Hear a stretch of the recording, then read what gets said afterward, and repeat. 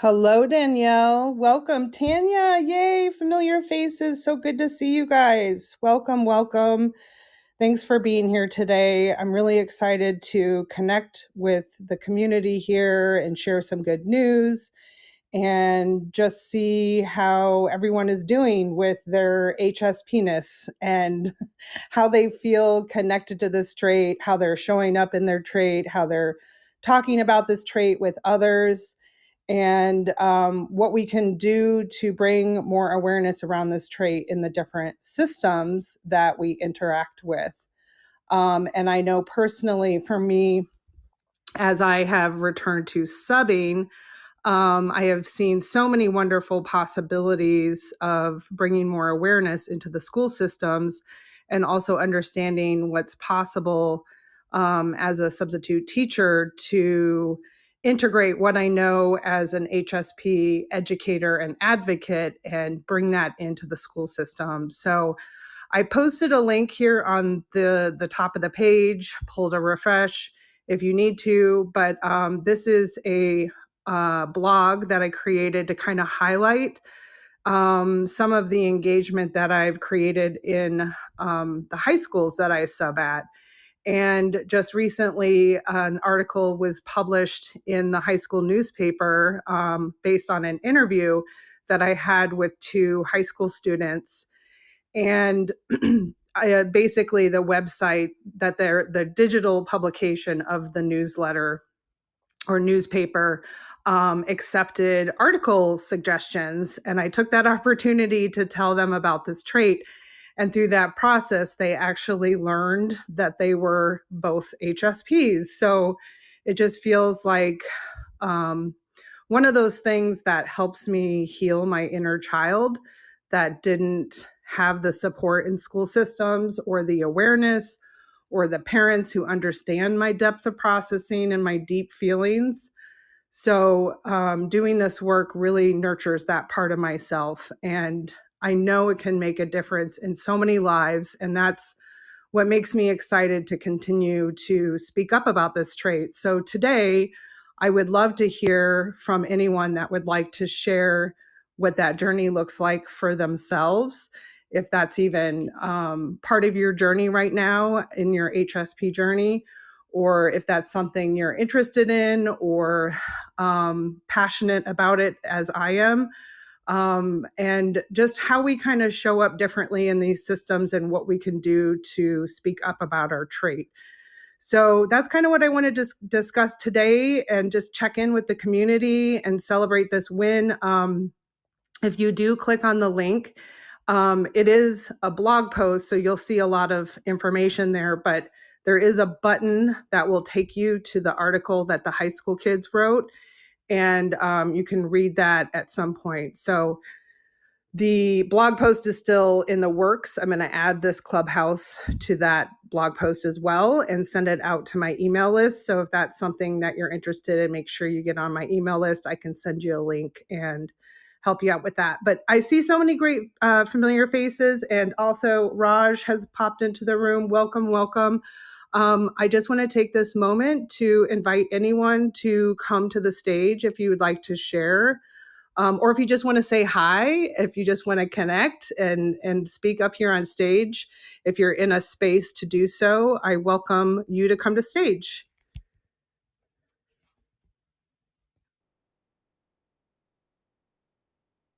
Hello, Danielle. Welcome. How are you doing today?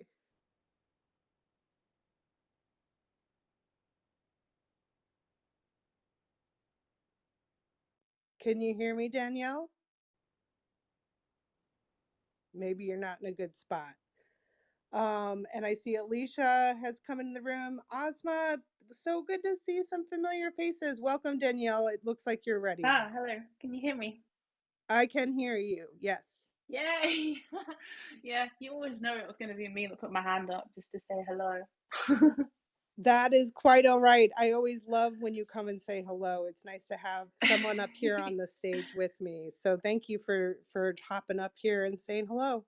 Yeah, How's it's your just day so going? it's okay. I'm going through a pain phase at the moment, but these things wax and wane. For anyone Yes. else using Bluetooth headphones, you may well have to mute and unmute when you come to the stage because that's why you couldn't hear me. Ah, okay. Um, but yeah, no, I just wanted to say that obviously I've known about the trait for probably nearly a year now, actually, isn't it? But yeah, I'm still kind of, I'm very lucky in a sense. Who ever thought that living on, social security would be a lucky thing? But it actually is because it's stability and it means that I can learn about myself in the way that I need to finally, so that I can learn how to move on with my life. So I feel quite blessed about that. But yeah, just I mean, I've said this so many times, but I just wanted to say thank you because if I'd never come across you, Julie, and the rooms, I never would have realized that I wasn't weird. So I'm very, very grateful.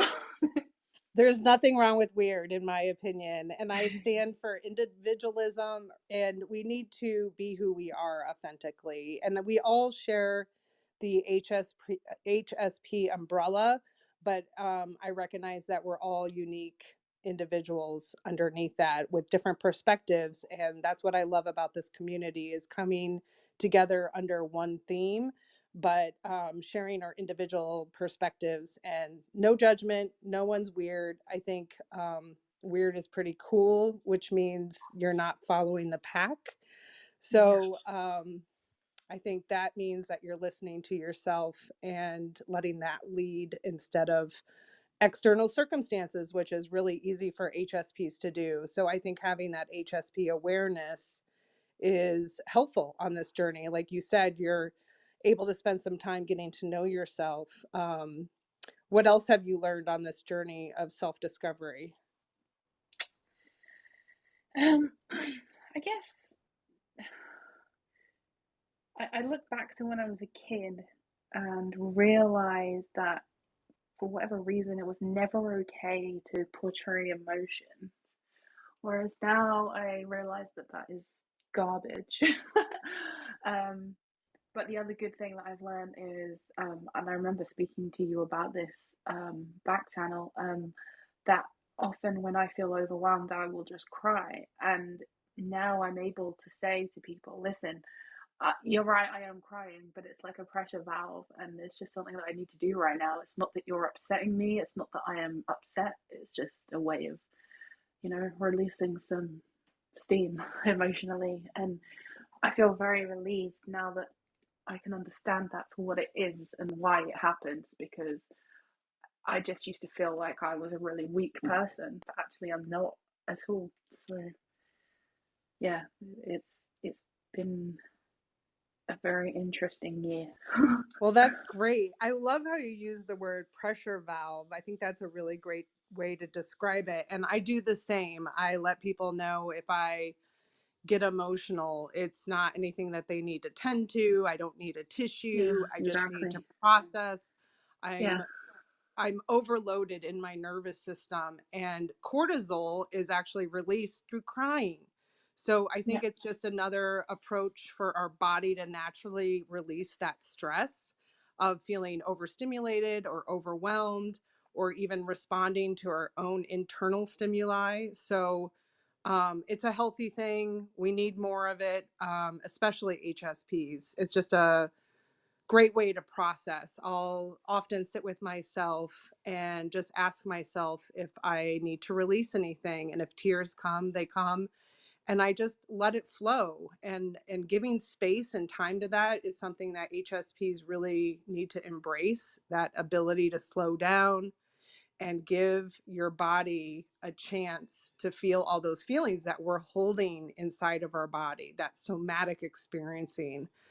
yeah, I think definitely. is it's so therapeutic for us. So, and then bringing, this information and connecting with other HSPs in the community, I think is also helpful for us to continue those practices and accept that about ourselves.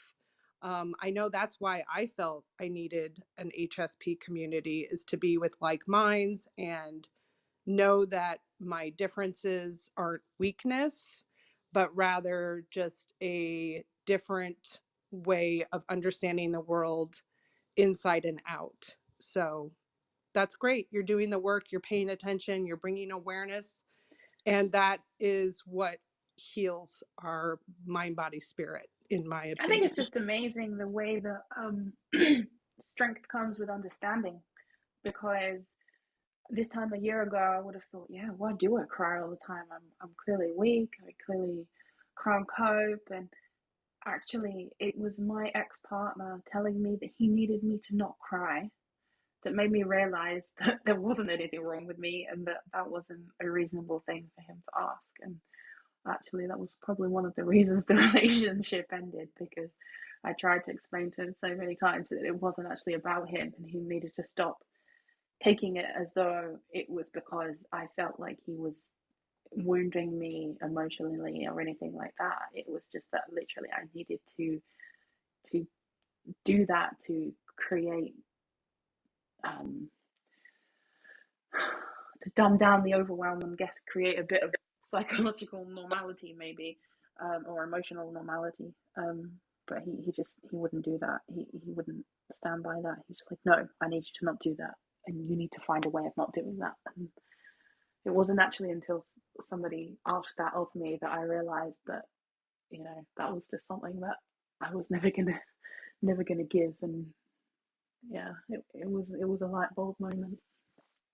Well, I think that's really courageous of you to understand your needs and to walk away from relationships that aren't accepting of what you need to be an HSP in the world, to be a sensitive person. And I mean, I can just tell from what you shared in the conversation that your partner, your ex partner, was not accepting of what information you may have been sharing with him. And that's the hardest thing, is we can't change people. We're all operating from different childhood traumas and wounds, and not all of us are growing and expanding at the same time. So I think a lot of reasons relationships fall apart is we're just two humans on different paths and levels of understanding about our own selves and how to engage and connect with other humans. So Yep. relationships are so tricky for HSPs. I'm sure everyone in this room can agree. And I struggle with different stories that I tell myself. But ultimately, when I learned I was an HSP, I got really clear about my boundaries and my needs, and really lived from a very unapologetic perspective in terms of taking care of my needs and having a level of self care that before I may have felt guilty about, or I felt people may have misinterpreted and I was letting people down. But now I don't make stories up about my self care. I just know that my nervous system will benefit from that level of care. And I can then show up as a better person, my best Yep. self in the world. And so I'm continually practicing and motivated to, deepen my practices of self-care and to know that it's okay as an HSP, compared to non-HSPs. I love Julie B. Ellen has an explanation where if we were to equate information as cups, um, non-HSPs would take in 10 cups a day and HSPs take in 100. And Yes. so, how do we process those 100 cups? And that Mm. is the continual focus, is to remind ourselves that our nervous system is designed to deeply process information and process that information longer, which is why we are the sages, we're the counselors, we're the coaches and teachers and advocates, because we're able to ponder a lot of data points and really come to conclusions that maybe not have been seen before and also benefit the greater good. I think that's um, the wisdom of having this trait, is that ability to see things that other people miss. And so, that is a gift and a superpower, and it's pretty exciting. So It's interesting what you say though about advocacy. For example, because I used to do a lot of volunteer work in the advocacy field, and I've kind of stepped away at the moment because I feel like um, I feel like there are so many people that go to work and do their job and come home and forget about it, and the people that they deal with while working are just incidental. And if someone comes to me and they are in desperate need in terms of care or social support in any way, like my 5 p.m. would never happen because I would constantly be like, okay, but this needs to be sorted out. And I guess that's something that I just have to learn in terms of, at some point you have to shut off. Um, but I guess I kind of feel like I can't face advocacy at the moment because there are so many people who are not a perfectionist like I am and who don't want to get things worked out and to the same degree that I do before they say actually this is a success, um, as opposed to, well, we can only do this much and after that we're going to leave you swinging in the wind, which is pretty much what social support over here feels like to me in a lot of ways when I think of a lot of people I know who are getting help with housing and help with various things like addictions and stuff like that. There's just so many gaping holes in the care profession, for example, that advocating for people who need those gaping holes to be filled, it just feels like a complete thankless task. And then I'm just conscious of how much of my energy gets spent on that. And at the end, I still feel like I got nowhere. And it's like, well, as much as I like to advocate for other people, actually, this is not helping a situation because there are so many people who don't seem to want the systems to work. I agree with you there for sure. The systems are problematic, and that's part of the challenge. And that's what actually motivates me because I want to see changes in these systems. And I definitely understand that feeling of trying to, fix and help everyone. And I think where I've had the ability to make a shift is to notice if I'm feeling depleted and asking myself, where am I pouring back into myself? And can I reestablish that connection with myself, that ability to give myself and meet my needs first before I Mm-hmm. can be of service to someone else? And also deciding what is that small part that you can do that energizes you versus depletes you? Because I can say from personal experience, I had a job with a social work agency, and I had to go and visit different homes and see these circumstances where, humans had to be judged and put into a category so that they could be have access to different government funding programs. And it was horrid. I would not do that ever again. The amount of energy that I was exposed to that was really terrifying for me to witness, or heartbreaking, or just again feeling hopeless for certain people and what we have to do to just have our basic needs met, which is ridiculous. It was not the right field of work for me. But where I find advocacy really easy for myself is just the ability to be a substitute teacher as an outsider. I'm not part of the school district in the sense of all the politics that are forced on teachers and all the demands that teachers have in the school system. I kind of have this rebellious outsider perspective, and I pick my jobs very carefully. And I take that opportunity in the teacher's lounge or with the paraeducator or with the students that want to listen. And I share what I know about this trait, which is something I've been talking about for nonstop for a year and a half. So it does come very natural for me.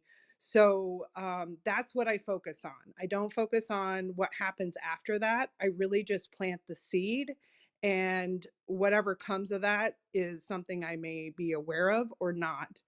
And that is the process that I enjoy, that makes me feel like I'm making a difference in someone's lives, and I may not never even know that. So that's what I kind of have shifted my focus in advocacy, not to just be everything to everyone, but to really pick my little corner of what I know I can do and what fills my tank up, and focus on that, because that energy will go beyond my understanding of how that's impacting, and that's what feels really good to me.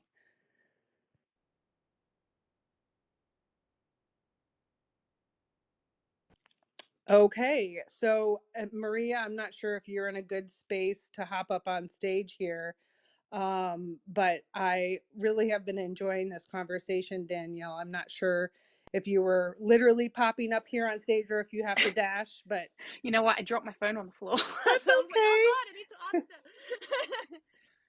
But yeah, no, that's given me quite a lot of different angles to think about as ever, and I very much appreciate that. But I am gonna have to jump because I do have to go out because I'm now that I've worked out my boundaries more, I can actually have a I love life. it. So it's amazing.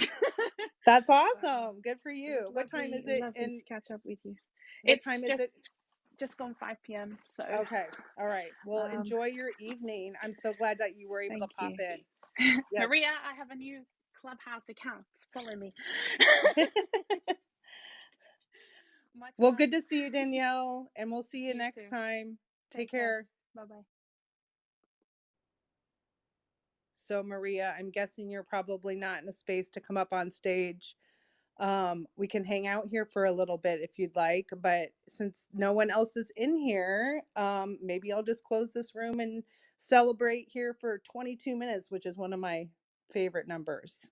Maybe if you are able to communicate through the chat, let me know what your status is.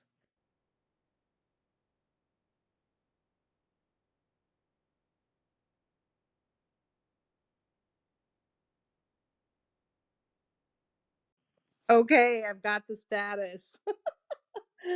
I'm sorry, Dante's been a mess. I really think it's this new moon solar eclipse, to be honest with you. But thanks for being here and celebrating and popping in. I am just happy to celebrate this. I'm glad to have this link up here in Clubhouse so people can see what motivates me, what drives me. And I'm really excited to continue to share these wins as they pop up. And I hope it inspires other people to take a stand and share more about this trait when the opportunity presents itself. So thanks again for being here, Danielle and Maria, and the other people who have popped in. And hopefully this replay will reach some people that need to hear it. And I thank you for being here and being present. I hope you guys have a great, what is it, Tuesday. And I'll see you guys next time. Bye.